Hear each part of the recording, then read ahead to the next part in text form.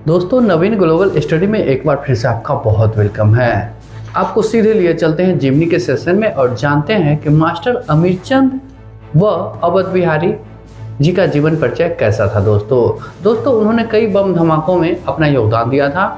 दिल्ली में भी उन्होंने बम धमाका करवाया था, जिनका जीवन परिचय आज आपके सामने प्रस्तुत होने वाली है। दोस्तों तो चलिए जानते हैं कि उनका जीवन परिचय कैसा था। तो दोस्तों ये हैं मास्टर अमीरचंद और अवध बिहारी। जैसा कि नाम से मास्टर शब्द से ही आभास होता है कि यह अध्यापन की पावन पेशे से संबंधित थे। मास्टर अमीरचंद का जन्म 1869 ईस्वी में हुआ था। शिक्षा पूर्ण करने के पश्चात वह मिशन स्कूल में अध्यापक बन गए। जब उन्हें मालूम हुआ कि एक संस्कृत स्कूल बंद होने की कगार पर है तो उन्होंने उसका अध्यापन अपने हाथों में ले लिया। रामजस स्कूल में भी उनके द्वारा अवैतनिक अध्यापन किया गया था। मास्टर अमीरचंद एक तरफ धार्मिक व्यक्ति थे तो दूसरी तरफ पक्के राष्ट्रवादी शख्स भी थे।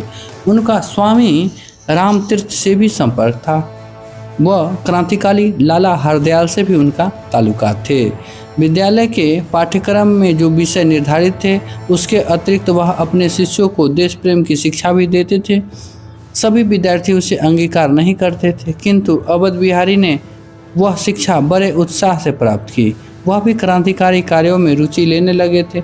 इस प्रकार गुरु शिष्य परंपरा के वह सर्वप्रथम क्रांतिकारी बने थे।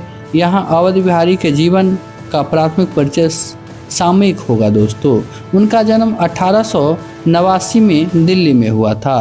पंजाब व उत्तर प्रदेश में क्रांतिकारी कार्यों को अंजाम देते हुए उन्होंने अध्यापन व्यवसाय भी किया। वह मास्टर अमीरचंद के शिष्य रहे थे। रास बिहारी बोस ने 13 दिसंबर 1912 को वायसराय होर्डिंग पर बम फेंकने की योजना बनाई थी। उसमें मास्टर अमीरचंद को शामिल किया गया था। बम फेंकने वाला युवक वसंत कुमार विश्वास लाहौर से आकर अमीरचंद जी के आवास पर ही रुका था। बम फेंकने का कार्य गुप्त रूप से कामयाबीपूर्ण संपन्न हो गया था, किंतु मास्टर अमीरचंद, अवध बिहारी और दीनानाथ ने लिबर्टी स्वाधीनता नामक एक पत्रक पर्चा छापना व वितरित करना आरंभ कर दिया था। बारंबार होने वाला यह कार्य कब तक छुपा रहने वाला था। दोस्तों लिबर्टी के रूप में पुलिस को सुराग प्राप्त हो गया। लिबर्टी सुराग तलाशते हुए पुलिस को मालूम पड़ा कि कोई दीनानाथ नाम का शख्स इसे छापे खाने से ले जाता है। एक दिन दिल्ली की पुलिस ने दीनानाथ नाम के तमाम लोगों की गिरफ्तारी आरंभ कर दी। सभी चकित थे। किसी को कुछ मालूम नहीं कि उन्हें क्यों गिरफ्तार किया जा रहा है। सांझ होते होते एक के अलावा अन्य सभी को रिहा कर दिया गया। पूछताछ में उसने कह दिया था कि मैं लिबर्टी पर्चे के विषय में कुछ नहीं जानता। उससे महज यह पूछा गया कि ये पर्चे कहाँ छपते हैं। लिबर्टी का सवाल पूछा ही नहीं गया था।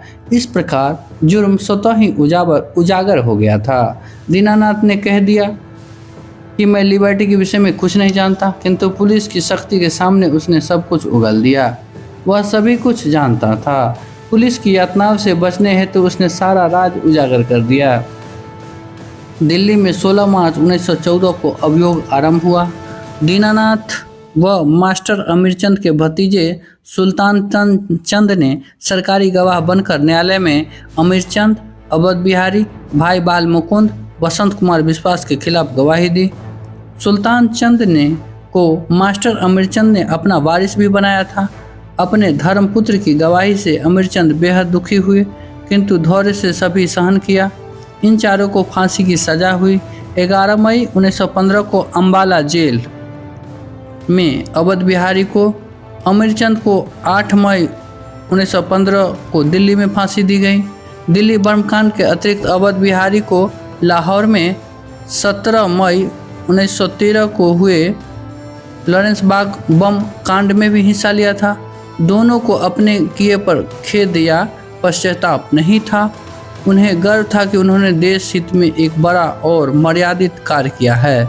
शत्रु सरकार उन्हें फांसी दे रही है, किंतु कृतज्ञ देशवासी उनकी समाधि पर फूलों की मालाएं चढ़ाएंगे। उन्हें इस बात का पूरा फक्र और यकीन था। दोस्तों मास्टर अमीरचंद व अवध बिहारी जी का जीवन परिचय आपको कैसा लगा, आप अपने उत्तर संक्षेप में दे सकते हैं। अपना आप बहुत ख्याल रखें। हमारे वीडियो को जुड़ने के लिए हमारे चैनल को सब्सक्राइब करें।